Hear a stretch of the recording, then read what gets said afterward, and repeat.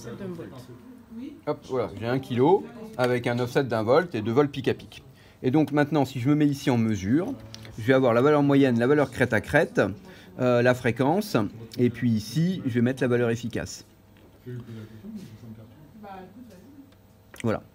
D'accord? Donc là, j'ai une valeur moyenne à peu près de 1 volt, une valeur crête à crête de 2 volts, et une valeur efficace qui est de 1,30. Et si maintenant je regarde la valeur efficace que va me donner ce machin-là, on va voir que ça ne va pas du tout être 1,30.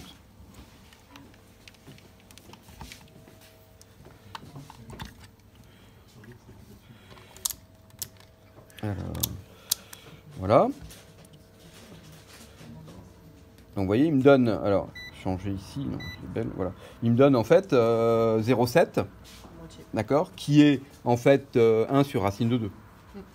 Il prend l'offset en fait. Non. La tension de décalage.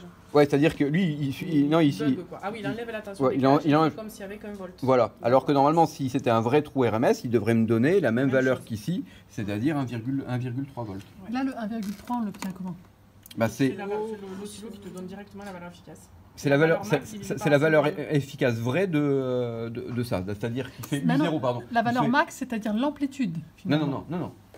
La valeur efficace, là, il te fait U0 carré, donc il fait 1 volt au carré, d'accord? Et puis il fait 4 volts sur 2, donc si tu fais 1 plus, donc plus 1,5, ça fait 1,5, et 1,5 en racine carrée, c'est pas très loin de 1,3, je pense.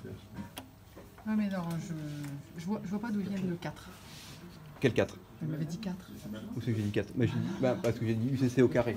C'est 2 volts au carré, ça fait 4. Donc 4 sur 8, ça fait 1,5. D'accord? Donc 1 plus 1,5, d'accord? Ça fait donc 1,5. Et racine carrée de 1,5, c'est 1,3. Ça peut être un 27, quelque chose comme ça. D'accord? Tandis que